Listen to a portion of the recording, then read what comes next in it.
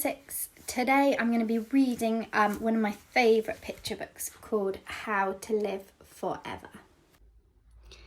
In a quiet street of tall trees there is a library with 1,000 rooms. On the shelves are copies of every book that has ever been written. But one book is missing. 200 years ago, someone hid its record card under the bottom drawer of a filing cabinet, and the book quietly vanished. The book is called How to Live Forever. When the library is closed and the night watchman has fallen asleep in his big armchair, the shelves come to life. Doors and windows appear on the backs of the books. Lights come on and the sounds of voices drift out between the pages. Full-grown trees spring up and the chimneys begin to smoke. Staircases and ladders join the shelves into the great cities, and in the distance, small dogs bark.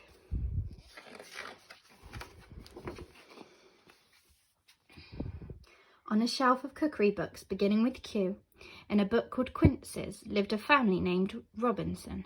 A mother, a father, a serious girl called Lucy, and a boy called Peter. Peter was the only person who knew about the missing book. One night his cat Brian chased a mouse into the filing cabinet, and when Peter squeezed in after him, he found the card. When he went to get the book, there was only a dark, dust-filled gap. Peter decided that no matter what he had to do, he would find the lost book. "If I can find it," he said to Brian, "we will never grow old." Every night for the next 2 years, Peter and Brian searched for the book. On the shelves near the empty space, there were books of age-old medicines and healthy books full of exercises and salads. He walked past rows of books with people in leotards leaping about, eating celery and having their thighs photographed.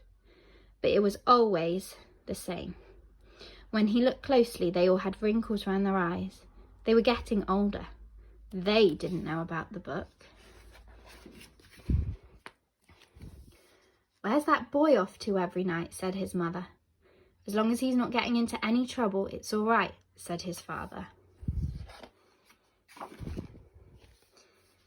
Peter travelled from room to room, through secret cellars of forbidden books to well-worn shelves of cowboy stories, through silent books of Braille to the street guides of lost cities.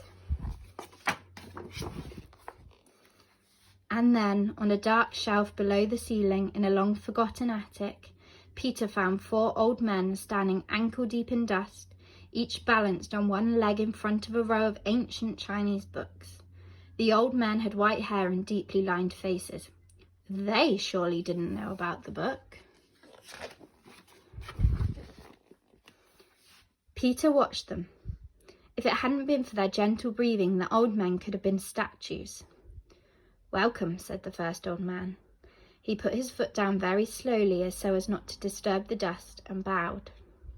"You are just in time for tea," said the second. He too put his foot on the ground and bowed. The third man did the same. The fourth man didn't move, and when Peter looked closely, he saw that he was asleep.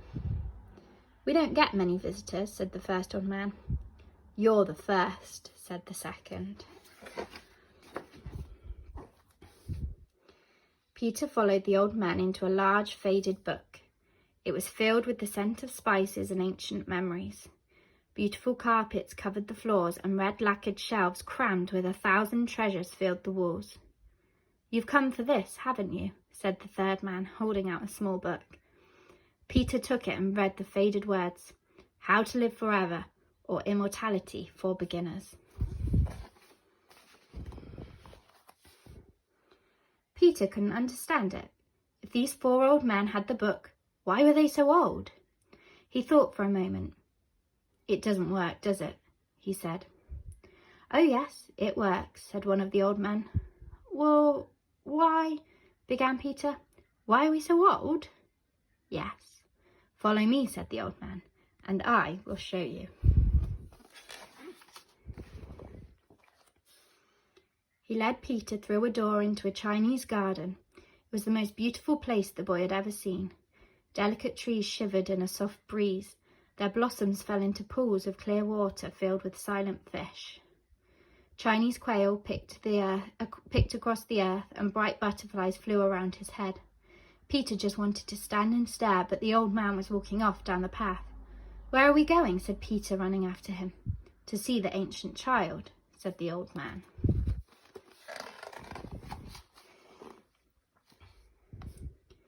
Peter followed the old man through the trees into a clearing, and there in a large chair sat the ancient child. He was both young and old, 10 and timeless at the same time. His skin was as smooth as a child's, but it was dull and tired. His eyes were a child's eyes, but they were weary and far away. "This young one has come from the book," said the old man. "You mustn't read it," said the ancient child. "It will drive you mad." "I am the only person," he went on, "who has read it and not lost his mind. I was younger than you when I found it, and I couldn't read it fast enough. Then, when my friends grew up, I stayed like this. They grew out of toys and fell in love. They married and had children, and all I could do was sit and watch. Now I am frozen in time. I keep saying that I had everything, but all I had was endless tomorrows. To live forever is not to live at all. That's why I hid the book."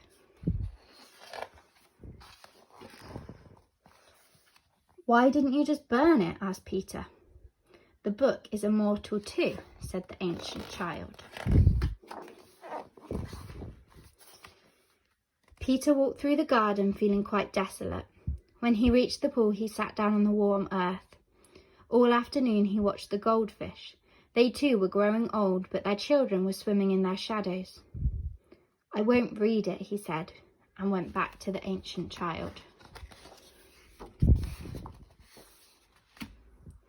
"You are wiser than I was," said the ancient child, and led him back to the world.